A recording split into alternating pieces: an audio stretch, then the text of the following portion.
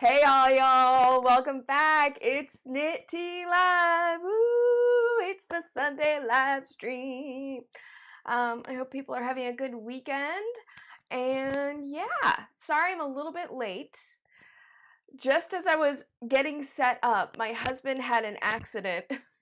He dropped his water bottle on his pinky toe, and his pinky toe has been through a lot over the years, okay? It's been through a lot, and he got a little injured. So we were getting him taped up and everything. So I'm running a little bit behind today, and oh, people are watching, yay. So say hi in the chat so that I know that you are here, and I can say hello to you personally, and we will start getting started. We will start getting started. That's fancy talk. Okay. Oh, man. Yeah, I'm a little discombobulated this morning. Hey, Jillian. Oh, I got something to show you. Hey, Whitney. How's it going? Hope you all are having a good weekend.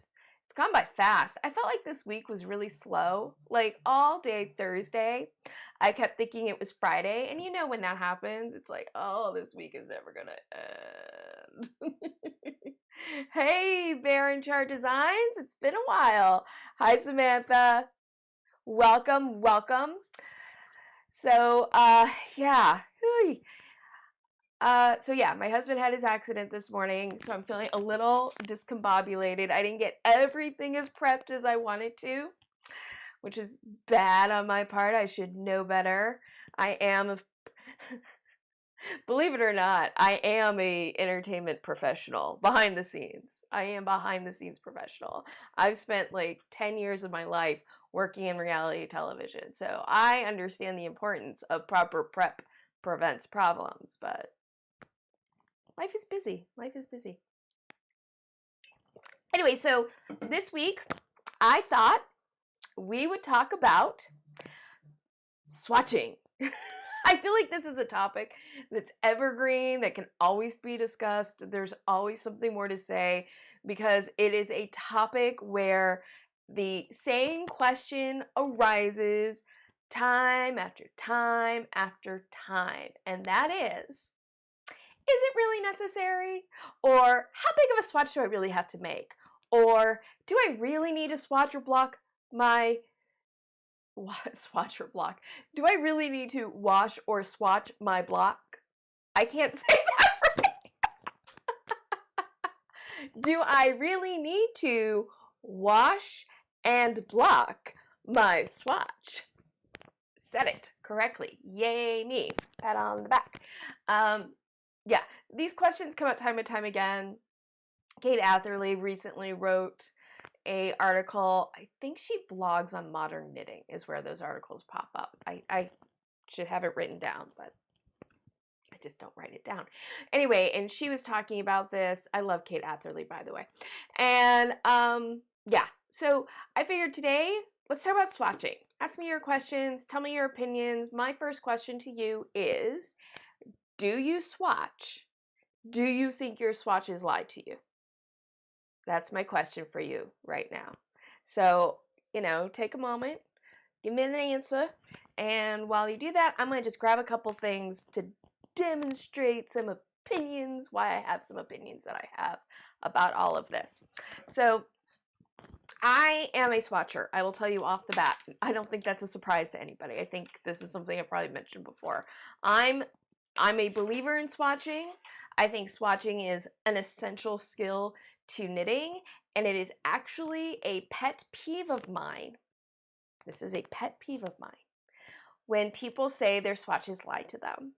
And I just sit there like the little Hermione that I am, and I think to myself, but I'm going to say it out loud now, your swatches are not lying to you. This is not a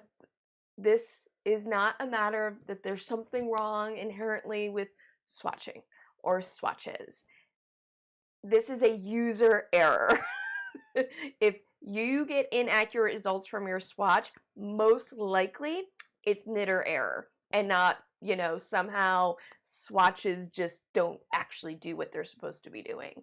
And so, and to be fair, I think that swatching is one of those skills in knitting, like so many, where there isn't necessarily really good centralized information about how to make a really good swatch. Like, it's one of those skills in knitting that people a lot of times aren't taught right away. You know, when we learn to knit, we learn to do knits, we learn to do purls, we start to learn to do some increases and some decreases. But, you know, if you're learning to knit from your grandma and your grandma never really swatched, you don't learn about swatching. And then it's like, well, I never swatched, and what does it matter? Whitney, I never swatched before, but I'm making my first cardigan soon, so I do want to make a swatch for that since it's a big project. Yes, absolutely, Whitney. And that's something that we'll talk about more about. Is swatching always essential? You know, because I'll be honest, I am a believer in swatching. I don't swatch necessarily for every type of project. Samantha, if I'm making a garment, yes.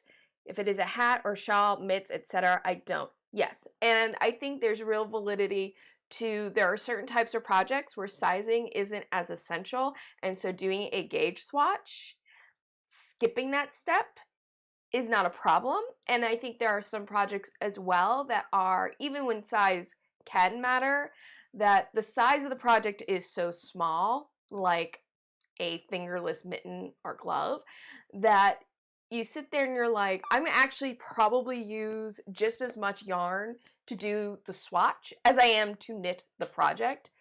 So why don't I knit the project, see what my gauge is like, and then if I need to make an adjustment, okay, I'll make an adjustment, and not much yarn has been lost. I think that's totally valid. Jillian, I swatched twice. First with my hand spun to determine if my spin works in the fabric and make adjustments as needed. Again, before I knit. Yeah? Yeah. And that's something else too. I mean, I think sometimes, like, if you're somebody who is using hand spun yarn, you need to swatch to find out how the yarn is even behaving. It's not like you have a recommended yarn that's going to give you some of that information, and I'm kind of assuming that's what your reasoning behind that, swatching it twice before you knit. And I think that the other thing is, I find swatching is really necessary for not all of my projects, but for so many of them, because so often I'm not following someone else's pattern. I'm really making up my own thing, and I need to swatch. I need to do a swatch to see if kind of the pattern is working out the way I want it to make sure that the needle size is getting me the fabric that I want and the results that I want. And truth, Jillian, exactly, yeah. And I think too, but you know what, even when you're following someone else's pattern, if you want to know the truth, in terms of kind of doing, before I get into that, let's first just define what a swatch is. Because I mean, I know we all understand that a swatch is just like a small sample of the knitting, but that, I think there's sometimes a misunderstanding almost that there are different kinds of swatches. And I guess that's what I mean. Because there are swatches that you can do just to make sure that you're getting gauge. And that's really important if the fit of the item that you're making is essential to the project being a success for you. Then there are swatches that you can do for design purposes. And let me show you an example of what I'm talking about. That's not the one, that's the one I want. Transition, let's turn on my light. So this here, which I was gonna show anyway when we get a little bit more into like maybe some tips for swatching effectively, but this is a swatch that I made. This was a design swatch that I made for this hat. And this is, you can see here, actually the irony is this started off, I was going to do this hat with this checkerboard either in mosaic knitting or in fair isle. So this was a fair isle test of the checkerboard just to kind of see how it would flow up into doing linen stitch, because that's what the crown of this hat is. It's linen stitch. Let me see if I can bring it up a little bit closer so you can see it. So this is linen stitch, but I got really into double knitting, so I totally changed it and I turned it into a double knit so that I could actually have a reversible hat. This hat is reversible. There is this line that you get here. That's the join that got moved as I was knitting, because linen stitch, it's a whole thing. But I always figured I would just wear that to the back if I decided to wear my hat this way as opposed to this way. So that's, but this was the initial. I love this hat. I love this hat too, Jillian. This, I feel like this is one of my best creations ever. I adore this hat. It was so fun to make. The double knitting was like really fun. I love this hat. This is one of my favorite things I've ever made. But this was the initial design swatch that I did. And so I was not knitting this design swatch for gauge. This was for me to go, do I like knitting this checkerboard? How does this checkerboard flow up into the linen stitch? What size of the linen stitch do I like better? Do I prefer it on the smaller needles, or do I like it better with the bigger needles? So that design swatching is very different from doing a gauge swatch. But that being said, let me transition. That being said, when you do a gauge swatch, you as the knitter, even when you're following the pattern, have the opportunity in a smaller sample of knitting with less yarn to make some design decisions of your own. You can find out pretty quickly, do you like the drape of the swatch? Do you like even working with the yarn? Does the yarn that you have chosen, if you're not using the recommended yarn, or even if you are using the recommended yarn, giving you a project that you like? These are, you can test out with your gauge swatch.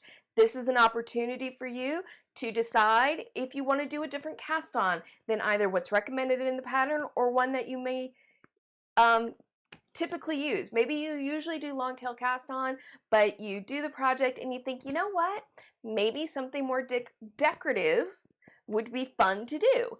That's a choice that you can make. One of the reasons that patterns don't oftentimes tell you specifically what type to cast on to use is because the designer is actually leaving that design decision to you. And that's part of the way that you have a pattern and become a part of the creative process, is making those sorts of design decisions. And swatching, even a gauge swatch, especially a gauge swatch that you do where you're actually swatching the knit stitch and not just a stockinette. I'll get to that in a second. But that swatch gives you an opportunity to test those things out before you are knee deep into the project. The other thing is you can test out whether you like doing the bind off with the yarn. I'll give you an example of that. This was another swatch I actually brought out. Oh, where are you? Here it is. Here it is. So this is another swatch that I did. This is more of a gauge swatch. And it's for a very, you're going to recognize this yarn if you've been watching the, so you know this yarn. This is the swatch that I did for the tunic that I've been working on. Oh, let me get the light on so you can better see. There we go. And this, my preferred bind off is, sorry, just getting my face up on camera as well. My preferred bind off is almost always to do what's called a decrease bind off. I do have a video on that. And I went to go do the decrease bind off on this swatch and I was in misery. This yarn, I love this yarn, but it is very splitty. And I realized pretty quickly I did not want to do my typical decrease bind off with this yarn, and instead I got out a crochet hook and I did a chain bind off with this yarn, and it worked much better. And now I know when I bind off with this yarn to use that bind off instead. So again, doing your gauge swatch allows you to figure these things out before you cast on your stitches to start knitting the actual project. There's a lot of things that you learn through the swatching process, aside from are you hitting gauge. So I think that there's a lot of reasons actually to swatch besides just finding out if you're matching the same gauge as a pattern. Something else too though that comes up a lot with swatching that I think is really let me turn that light off. Okay, it's really essential is yes, you should wash and block your swatch. And it really, here's why. There's really two reasons to do it. One, washing and blocking affects your gauge. It affects your gauge. And if you are not washing and blocking your swatch, you are not most likely, or at least very possibly, getting an accurate gauge. And that's when a lot of times people sit there and say, oh my gosh, my swatch lies to me. And I used to feel that way because I didn't know. When I first started knitting, I didn't know that swatches are patterns. That swatch, that gauge that's written on a pattern is based on a washed and blocked swatch. I did not know that. And I was that person who was going, I don't know what I'm doing wrong with swatches. I always seem like I'm a little bit off, which when you're a little bit off on your swatch, you end up a lot off on your sizing. And I'm like, I don't get it. What am I doing wrong? Why is my hat always a little bit bigger than what it's supposed to be? And when I read that advice about washing and blocking your swatches, it was a game changer. I suddenly was getting more accurate swatches. Not always as accurate. There's a lot of details that do go into swatching that, again, you're not necessarily told right away. But yes, absolutely, you should wash and swatch. Do it again. Wash and block your swatches. But not just so that you get an accurate gauge. The other reason to do it is an opportunity for you to test out how you will finish your item in the end. Because there's more than one way to block your knitting. There's more than one technique. And what technique you choose to use is a matter of the fiber of the yarn that you're using. It could be a matter of the nature of the fabric itself. And when you wash and block your swatch, it's an opportunity for you to say, hey, okay, that I just worked on, that swatch I just worked on, I did this blocking technique and I got results I really liked. I will use this technique when I'm finishing my item. Or you could sit there and go, I don't like how I blocked this and the resulting fabric from it. I need to try something different. I need to try a different technique. And again, you're able to make that choice first before you have your finished objects and you went into blocking and then discover after the fact that, oh, wait, the fabric isn't what I thought it would be. I hope that makes sense. So yeah, and here's the other thing. Let me demonstrate. I got samples today. I got so many samples. Let me demonstrate why washing and blocking makes a difference. So again, this is going to be a project that's familiar to all y'all who've been watching this live stream, but this is the swatch I did for that cowl, that beginner, what started off as a cowl and is now, or started off as a scarf and now I'm going to turn into a cowl. This is the initial swatch that I did for it. It was a little bit of both a design and a gauge swatch in one because I did something I normally never do with swatches, which I put a border in because I wanted to see what this border looked like framing the piece. And yeah, so this is what the finished swatch looks like once I washed this and I blocked this. Bear and char design. Is video choppy for anyone else? Oh, let me see. You're offline. Try again. Back. Oh, I hate when I have to restart the stream, but hopefully this will be better. I'm hoping this will be better. Right now it says I have good connection, so let's all take a moment and just send good wishes to my internet connection. Okay, so we were talking about this. So this is the swatched piece. This right now is what I'm working on. It's all good now. Yay, it's all good. I don't think this gauge that this looks at right now is what this swatch is. I knew and notice too, this is coming in, pulling in here. That's happening because this is a knit purl combination. This is what happens with knit purl combinations. This type of pull in happens with cabling as well. And I'm compensating for some of the pull in by adding additional stitches when I get up into this area, but I'm also going to have to compensate a little bit for it by washing and blocking. So when I wash this, I'm going to stretch the sides out just a little bit to get this to be square, you know, and then I'll have to work with my fingers to mold the this knit section here of this knit purl combination, so it's a little, still has some dimension to it. So like if you were to take this pattern and just do the swatch and not wash and block it, your sizing would be off because washing and blocking clearly makes a difference to what the gauge of this is in the end. So, whoops.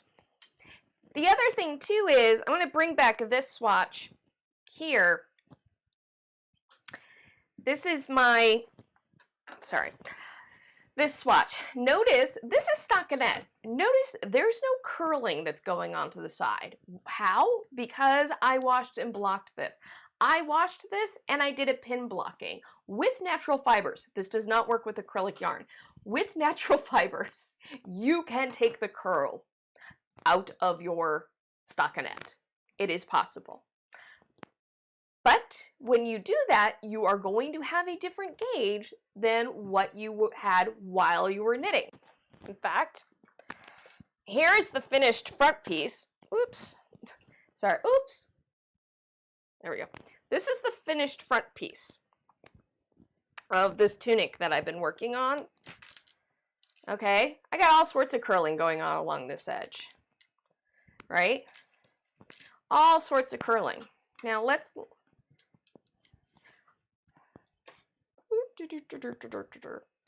all this curling is happening here. I'm going to zoom out a little bit. All that curling. But my swatch here, there's no curling along those edges. That's because I washed and blocked it. This naturally changes the gauge of the swatch, just getting that. And it's not like I stretched this for dear life to get that curl out. I didn't, but there was a fair amount. A little bit of stretching had to occur, which is going to change my finished gauge from what my gauge is while I'm knitting the project.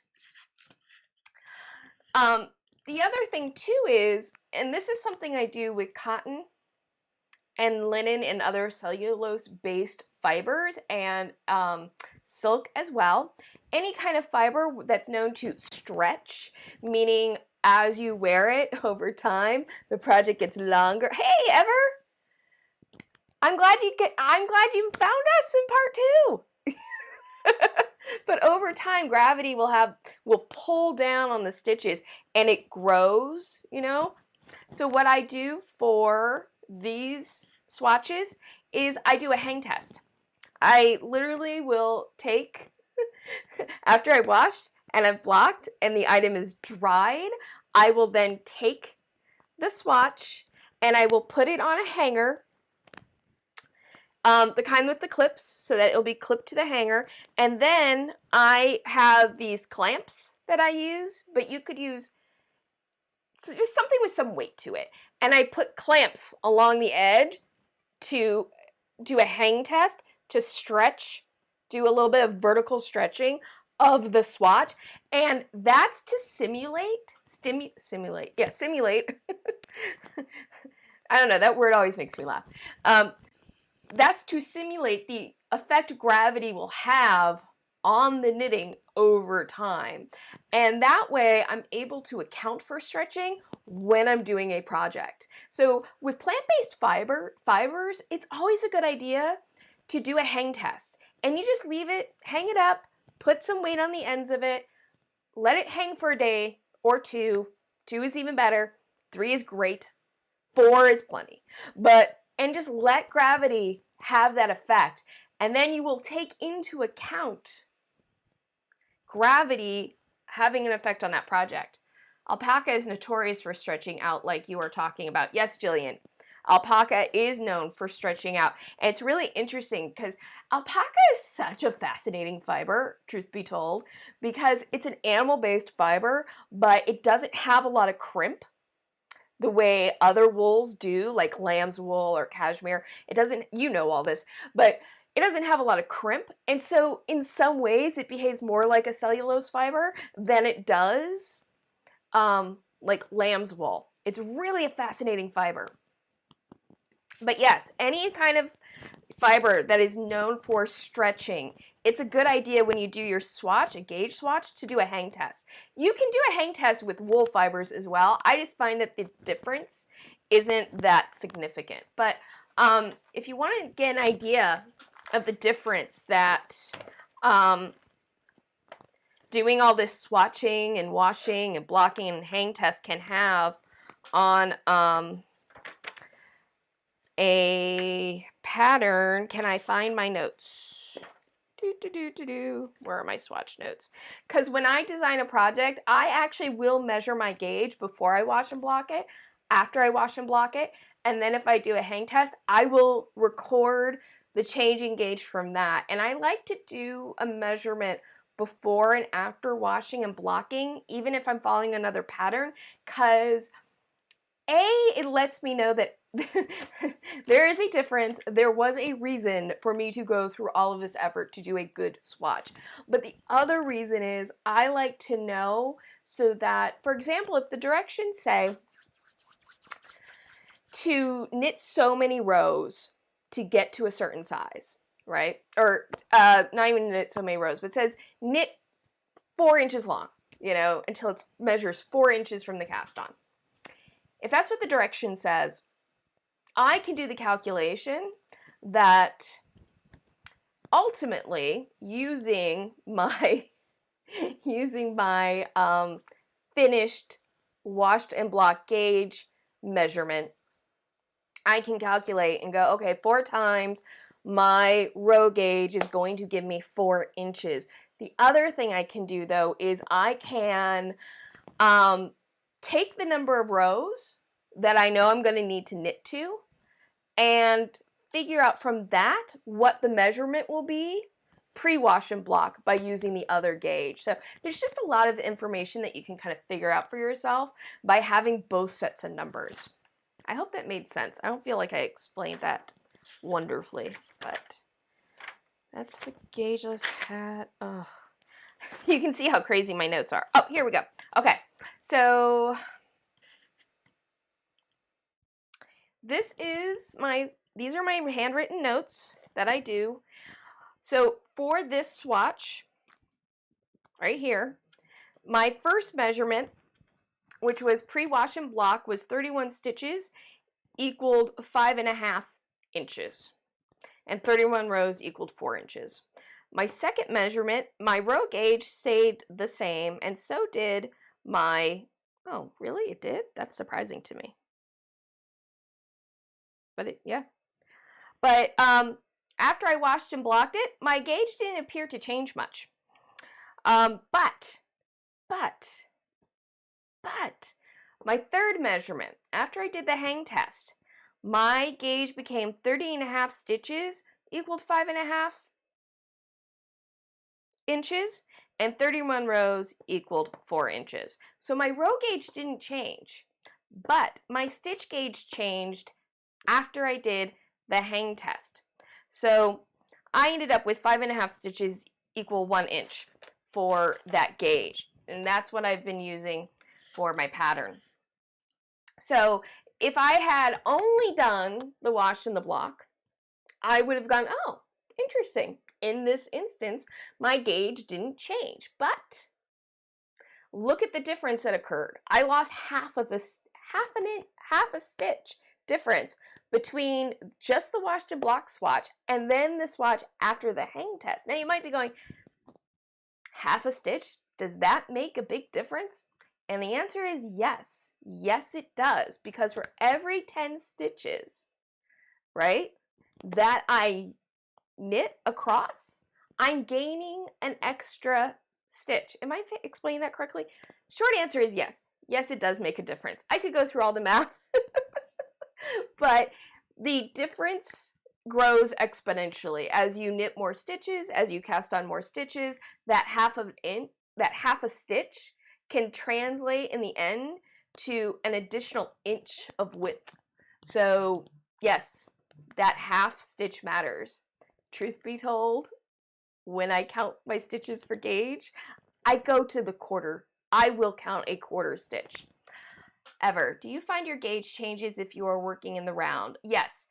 That's the next thing to understand about why you may think that your gauge swatches are lying to you.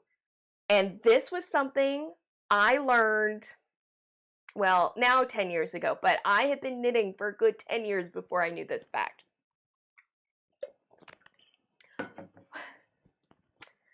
Because so often they don't specify this to you in the things that you read. When you are knitting in the round, you need to do your gauge swatch in the round as well. Well, usually. It kind of depends. What are you talking about? All right, so even though this is not... Okay, stop, think, use your words. A lot of times patterns, whether they should or they shouldn't is a whole other conversation, but a lot of times patterns give their gauge in stockinette stitch. The theory being that stockinette stitch utilizes both knits and purls, because you knit a row and then you purl a row, and therefore no, the stitch pattern, if it's using knits and purls, it somehow will translate. I have my issues with that theory. But anyway, when you knit flat to create stockinette stitch, you use a row of knitting, a row of purling. When you knit in the round to get stockinette stitch, you don't purl. You do all knit stitches, right? Most people, when they purl, they have a slightly different size of stitch than their knit stitches. Especially if you, like I am, are predominantly a Western style knitter, which means that you wrap your yarn counterclockwise around the needle.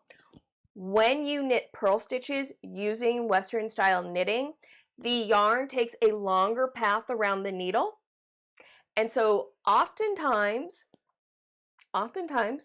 your purl stitch will be just a squidge bigger than your knit stitch.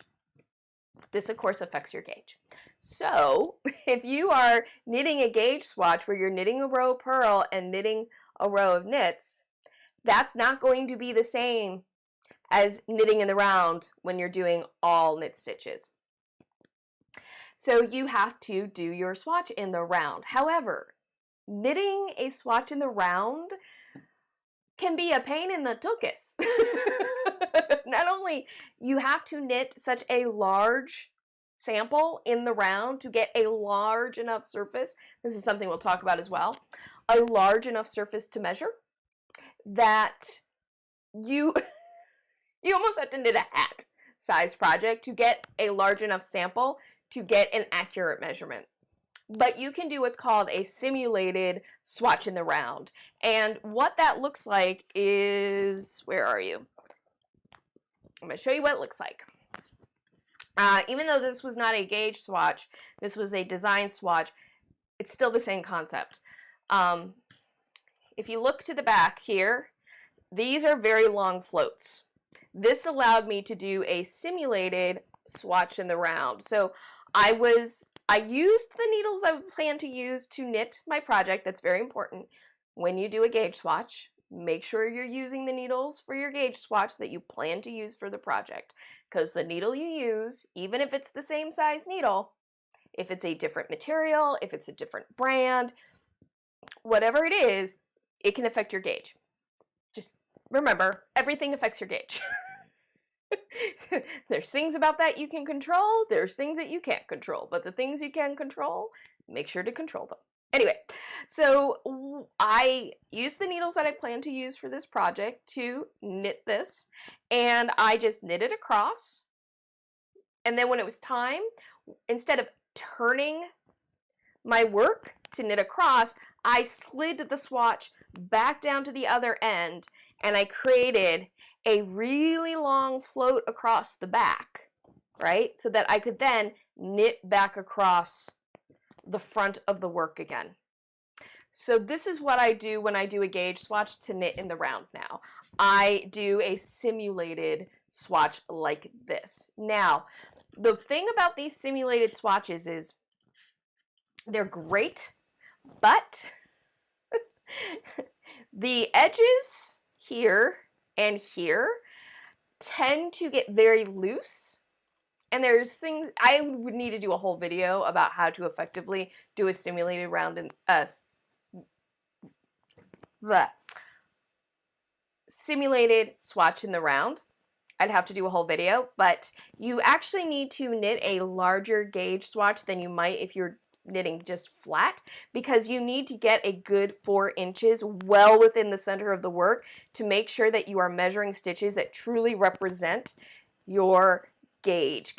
And this was something I started to get at, but I moved away from. What is, at the end of the day, a gauge?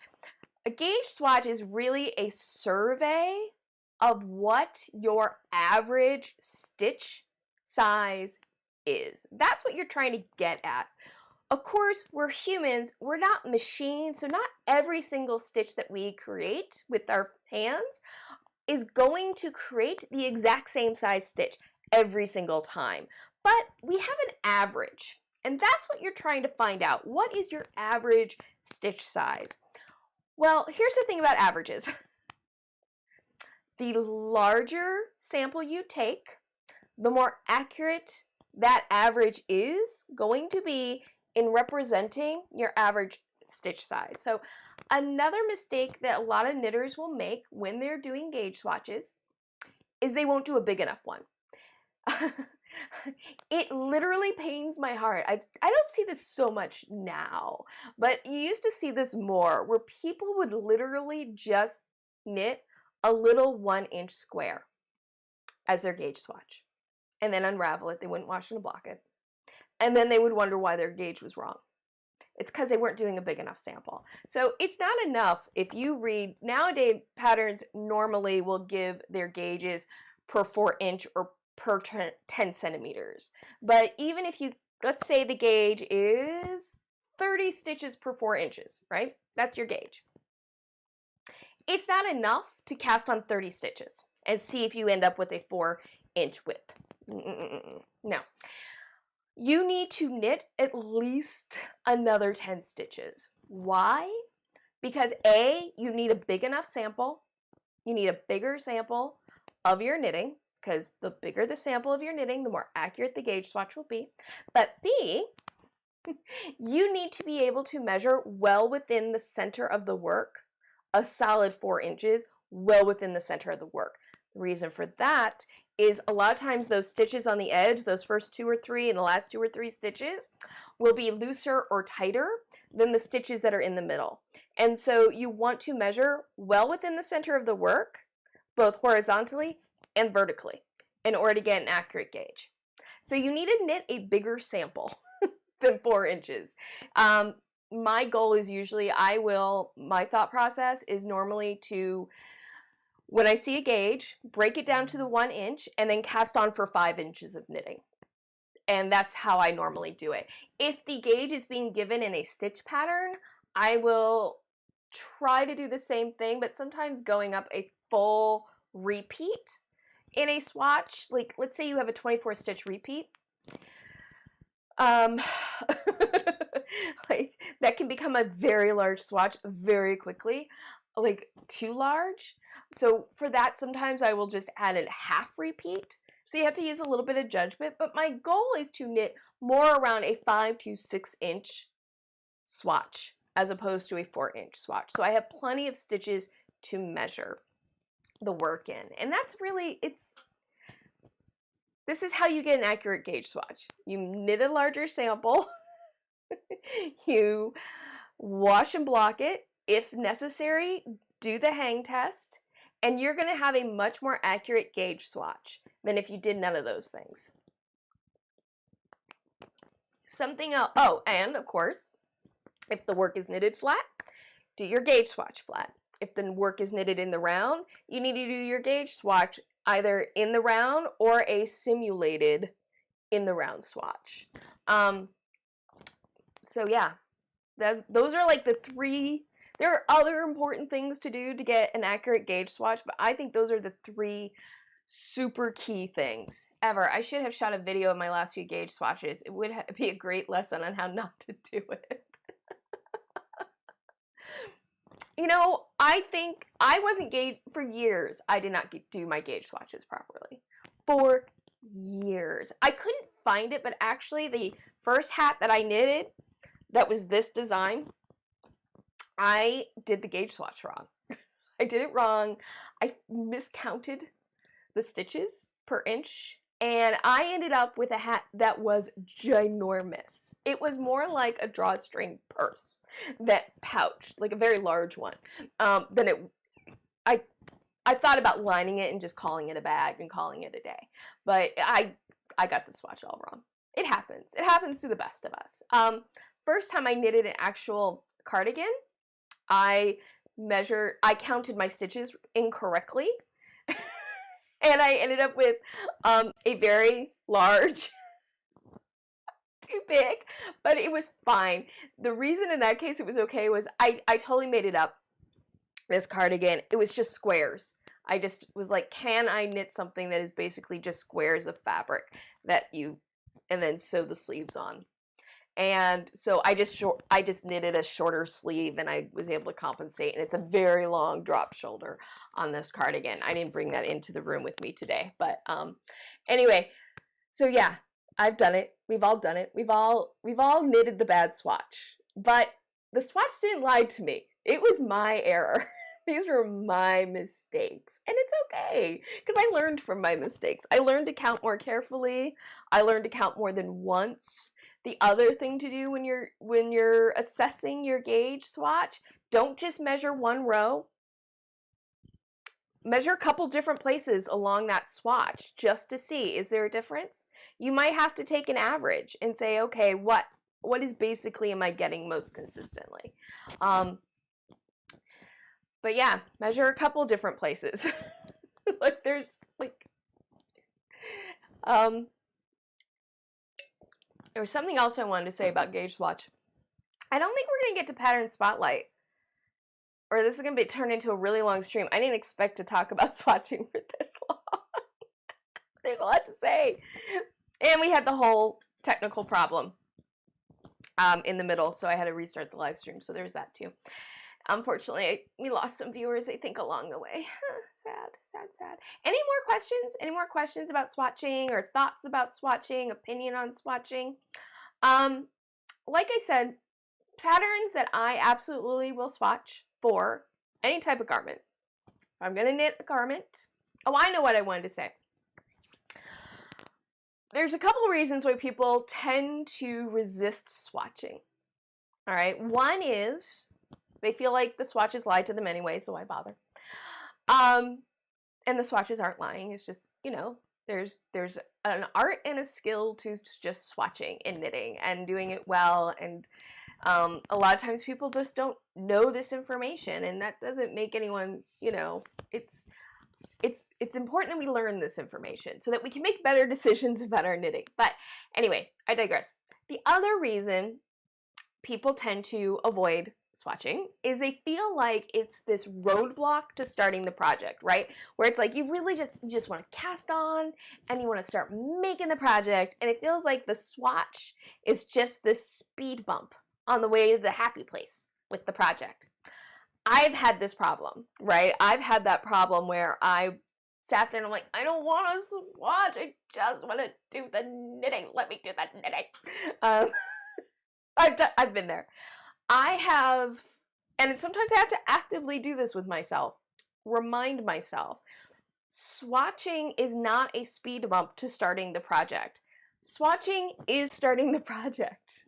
When you cast on to do your swatch, you are starting the work. There's 3 phases to knitting. There's the prep, there's the knitting, and then there's the finishing. All 3 phases are important. And my old production rule, proper prep prevents problems.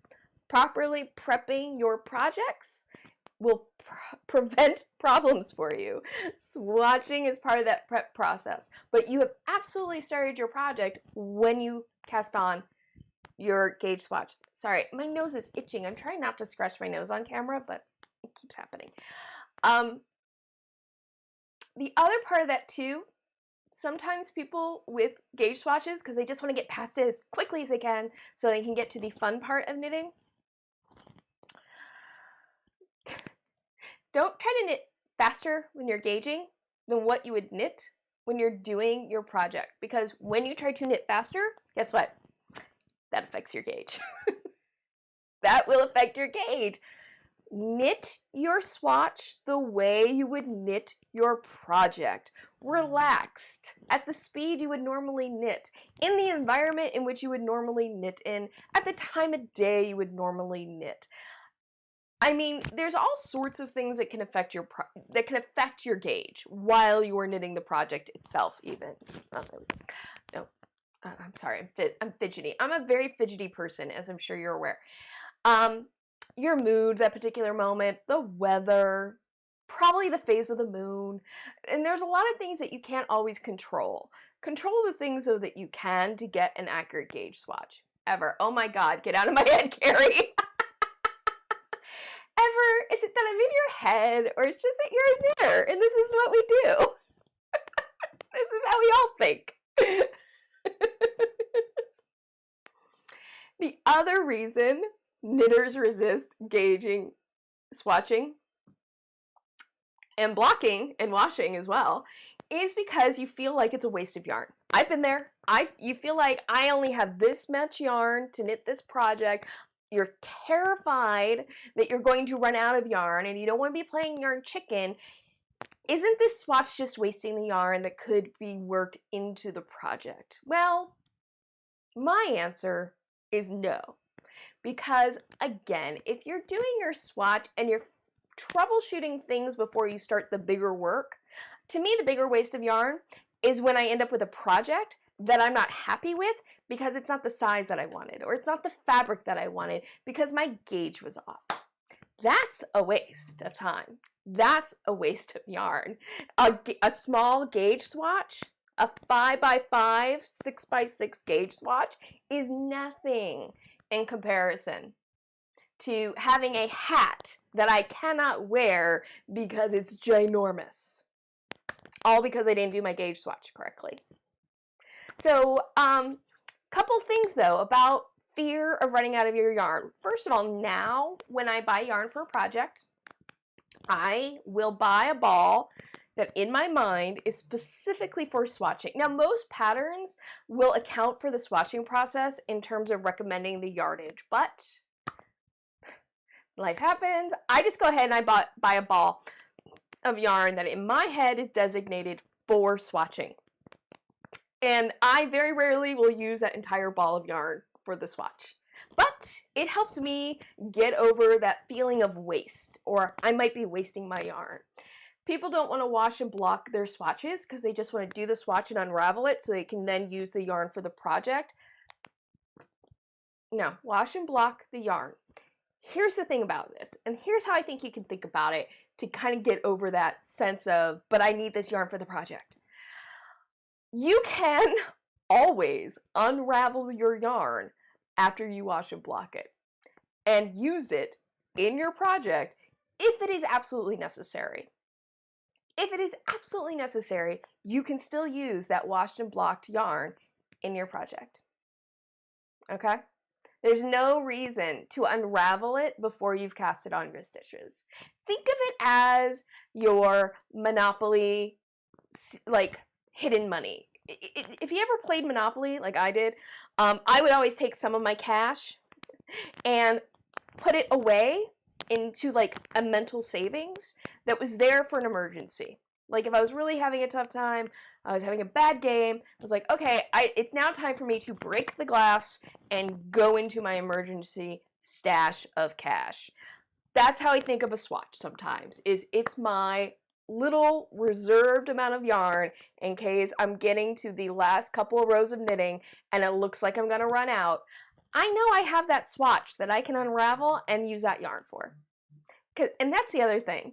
It's not as though, depending on the size of the project you're knitting, it's not as though your 5x5 or 6x6 swatch is going to be the thing that makes or breaks winning or losing at Yarn Chicken.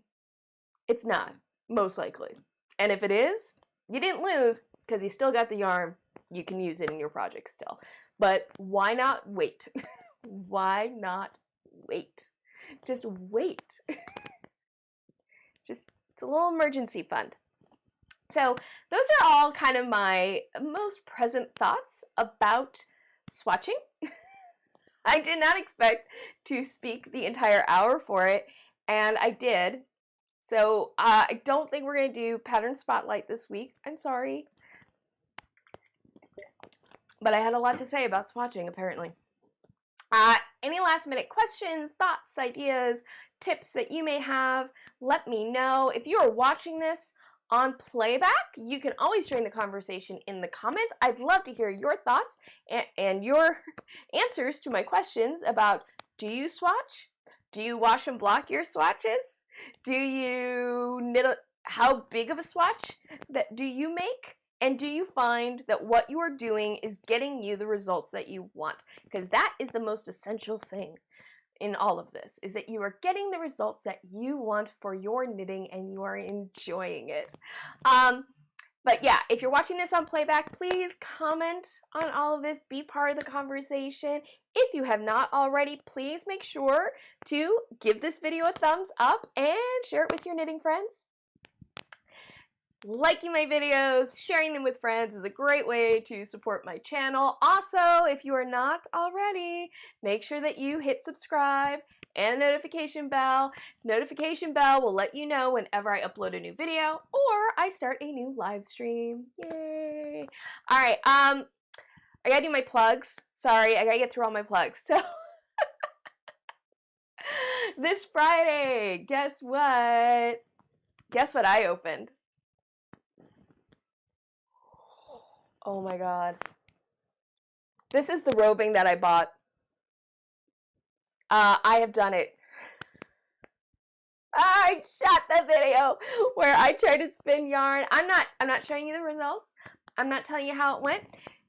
You are going to have to watch Friday's video to find out how successful or not successful I was my first time. Oop, I got fur in my face. Drop spindling. Spinning. So yes, it happened. I shot it yesterday. I'm not telling you anything. You're gonna have to wait until the Friday video uploads to find out. But if you want to see my shopping trip where I went to Michael's to get supplies to make my drop spindle, at least one of them, I end up making 2 drop spindles. I will tell you that much. I end up making 2 different types of drop spindles. But if you want to see me going to Michael's to buy those supplies and give you thoughts on the yarn section at my local Michael's, my vlog is up. Take a look at that video.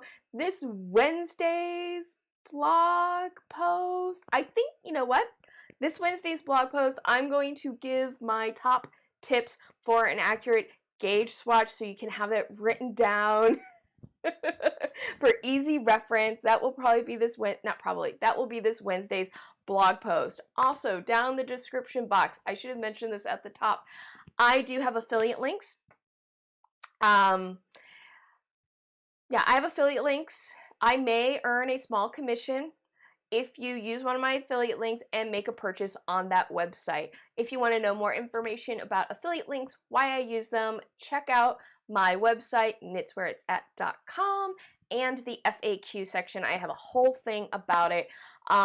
Utilizing my affiliate links is a way to kind of help support my channel because these are free for you to enjoy, but they are not free for me to make. Also, if you would like to leave me a tip, you can always buy me a coffee. There is a link for buy me a coffee down in the description box below as well. Thank you so much for joining me and finding the second half of this Sunday's live stream. Maybe next week we can make it through the entire hour without interruption. That would be amazeballs. But regardless, thank you so much for joining me, whether you join me live today for this live stream or you watch it later on playback. I so appreciate the fact that you spend a little bit of time with me each week. It's great. Thank you so much. I can't tell you how valuable this time is for me, and I hope it is valuable to you as well. Truly, I'm so grateful and appreciative to all of you who watch my videos, give my videos a thumbs up, subscribe. It's amazing.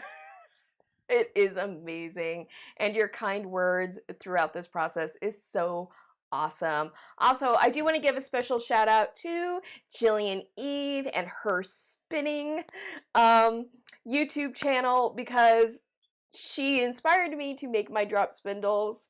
She is the reason why I'm trying drop spindling at all. So I want to give her a special shout out and thanks for showing up on these Sundays and watching my videos, and it just means a lot. And she's a very warm-hearted person, and I appreciate that she's in this world. So I want to give her a shout out. And also check out her new hat design. She designed her hat pattern, and I just gave a little bit of help, just the tiniest bit of information to her, but I'm just really happy for her that she's gotten that knit pattern done, and the results look amazing. So I want to give her a shout out. Is that everything? I think that's everything. So let me get set up for the big finale. And there we go. All right. So thank you again for joining me. And I hope you have a wonderful rest of your weekend. I hope you have a good week ahead. Please, if you have not already, this is my PSA, make a plan to vote. Visit vote.org to check your registration, check all the deadlines for your state, how you can vote in your area, and make a plan to vote. And yeah, I think that's everything. I'm feeling very unorganized with my ending here. But anyway, again, thank you so much for joining me. Have a great week. And as always, happy health and happy knitting. Bye.